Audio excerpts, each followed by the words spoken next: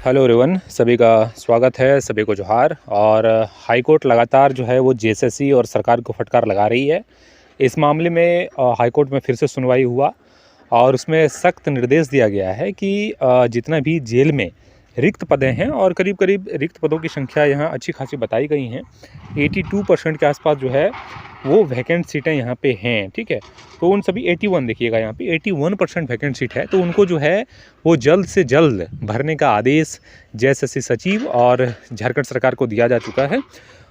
इसमें अगली डेट जो है वो 7 मई बहस के लिए निर्धारित किया गया है। 7 मई को हाईकोर्ट में फिर से बहस होने हैं और 1 मई तक जो है वो संपूर्ण डाटा को प्रस्तुत करने की जो है वो हिदायत हाईकोर्ट की तरफ से दिया गया है जेएसएससी सचिव को। तो निश्चित रूप से एक कार्य जो हाईकोर्ट कर रही हैं, जो यहाँ की सरकार को करनी चाहिए थी, तो वो बेहतर है। यहाँ पे आप देखेंगे कि हाईकोर्ट ने राज्य के जेलों में लंबे समय से खाली पड़े पदों को लेकर राज्य सरकार और खंडपीठ राज्य कर्मचारी चयन आयोग पर बुधवार को नाराजगी जताई। चीफ जस्टिस एसएन सोलक व जस्टिस राजेश शंकर की अदालत ने सभी रिक्त पदों पर 6 माह के अंदर नियुक्ति करने का निर्देश दिया है।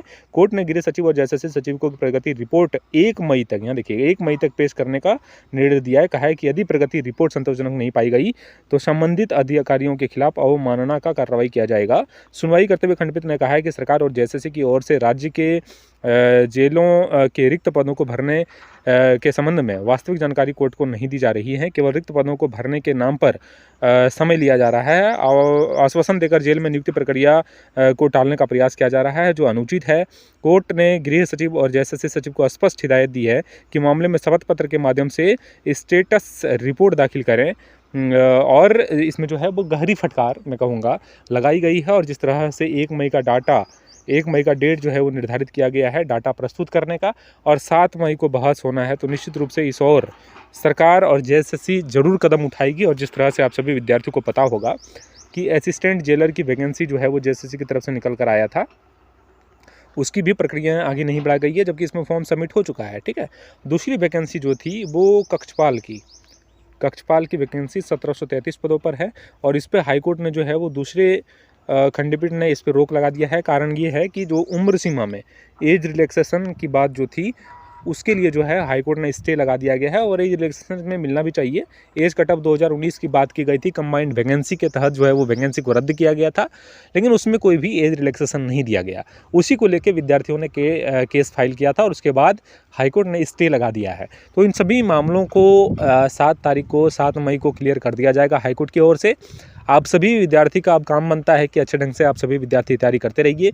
पुस्तकों का लिंक आपको डिस्क्रिप्शन बॉक्स में मिल जाएगा, आप सभी विद्यार्थी वहां से जो है वो पुस्तकें चेकआउट कर लीजिएगा और कोई भी जानकारी अगर चाहिए तो उसको ज़रूर आप सभी पूछिएगा।